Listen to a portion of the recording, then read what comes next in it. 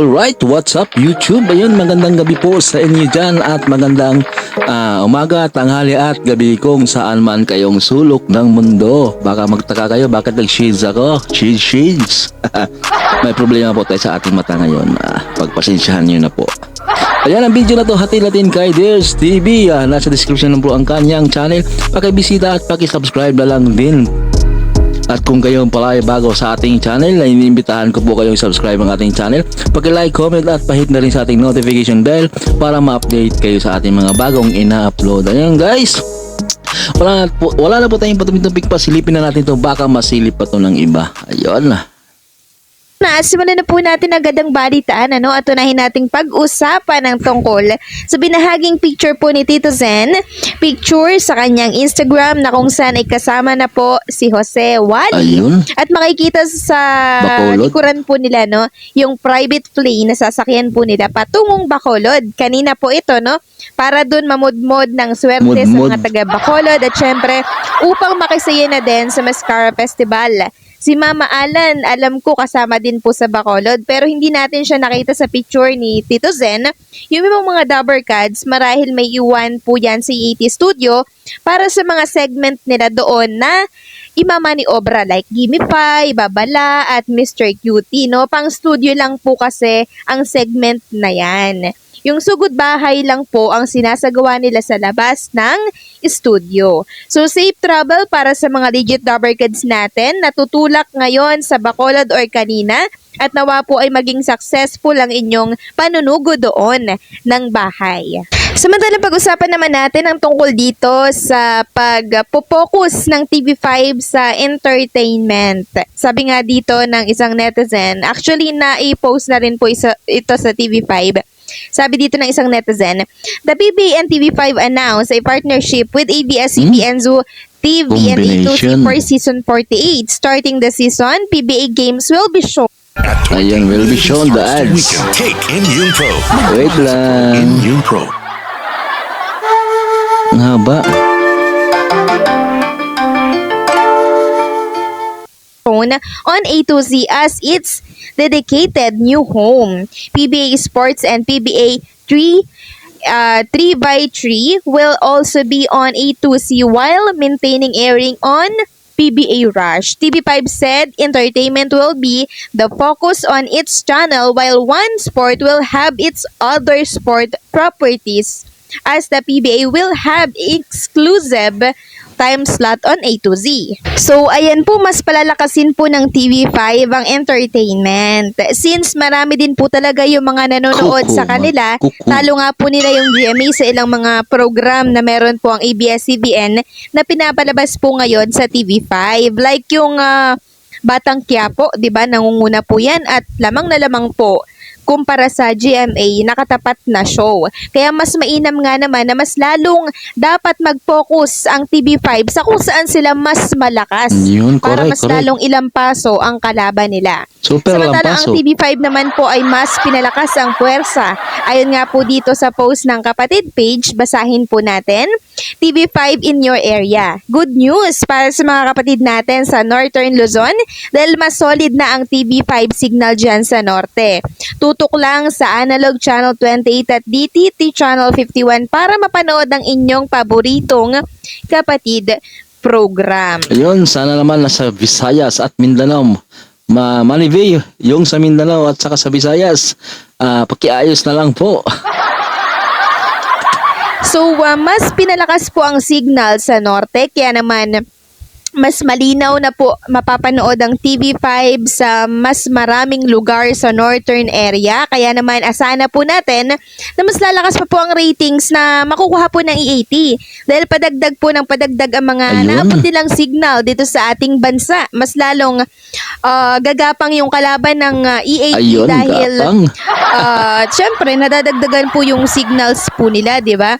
Sana naman next year lahat okay na. Luzon, Visayas at Mindanao, di ba? Pangilinan. Manny V, Beke naman. Lalo na po sa 2024 na kung saan ay magdadagdag po ng submeter ang TV5 sa mga may hinang lugar na hindi yun. po naaabot or malabo yung Dapat TV5. lang. So, Dapat kabahan na lang. po ang mga kalaban, no? Samantalang pag-usapan naman natin ng tungkol sa video na in-upload po nitong si Boss Toyo sa Facebook Ayun, na umabot yan. na po ng 20 million. So marami po kasi ang naiintriga kung magkano daw yung kinita po ni Boss Toyo sa 20 million na views sa Facebook ng videong naglalaman ng revelation na mag-inang lumutang na nagpakilalang ex-lover umano at anak ng yumaong si Francis Magalona na kinagulat ng marami. Mhm. Since nagulat at na-curious po ang marami nang dahil sa share, umabot ng 20 million yung views nito sa Facebook. Ngayon, ang tanong ng marami, magkano naman po Diba, ang diba? kinita ng 20 million views sa Facebook? Actually, kung pagkukumparahin po natin yung YouTube at Facebook, alin ba yung mas malaki yung kita dito? So, ang mas malaki po ang YouTube. kita dito ay yung, syempre, yung YouTube kumpara sa Facebook. Hindi naman ganun kalaki dito sa Facebook, no? Pero since more than 3 minutes po ang video ni Boss Toyo, let's see, $500 ang kita niya po sa 1 million. So, kumita siya ng $10K. Na pag kinonvert nyo po sa peso ay tumataginting na lampas 500K. Isang video lang po yun, no? So, isama natin yung sa Diba, YouTube diba? niya na sabihin natin kumita po ng yung isang video na yon ng 100K kasi nasa 1 million mahigit na po yung views nito sa YouTube, no?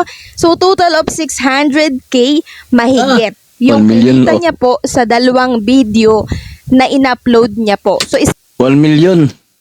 Facebook at saka YouTube, tiba-tiba. estimated lang po ito, pwedeng mataas, pwedeng mababa dito sa ating sinabi. So nakakalula, kaya bawing-bawi na po ni Boss Toyo ang binayad niya po sa jersey nitong si Francis Magalona. Nag-trending pa po siya. So business is business nga naman, ano? Correct. Kahit may mga masagasaan, tuloy pa din for the sake of views and money also. Yan ang masakit na katotohanan na nangyayari po ngayon. Ano guys, napanood nyo ba yung upload ni Boss Toyo? Ang galing kumanta ng anak ni Francis M. Nako, galing mag-rap. Kung napanood nyo yun, nako. Gayang-gaya talaga sa mana-mana sa papa niya. Tuloy na natin guys. So nasabi din po ni Boss Toyo na idol niya daw po si Francis Magalona, pero bakit kung idol niya po ito, bakit mas minarapat niya pong pagpiestahan ito sa social media? 'Di ba? That's the big question ngayon.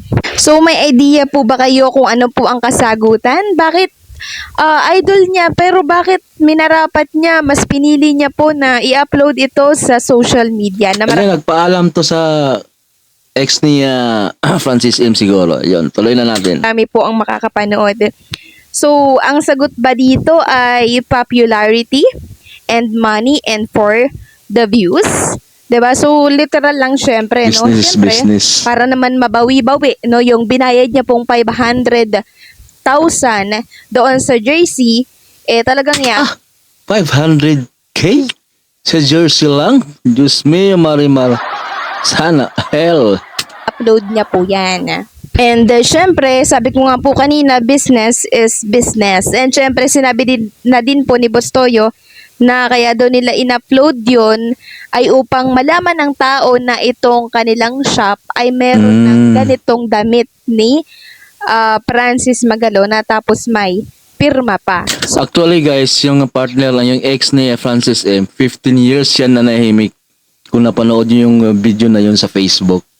15 years silang nanahimik at ngayon lang sila lumantad. Ayun.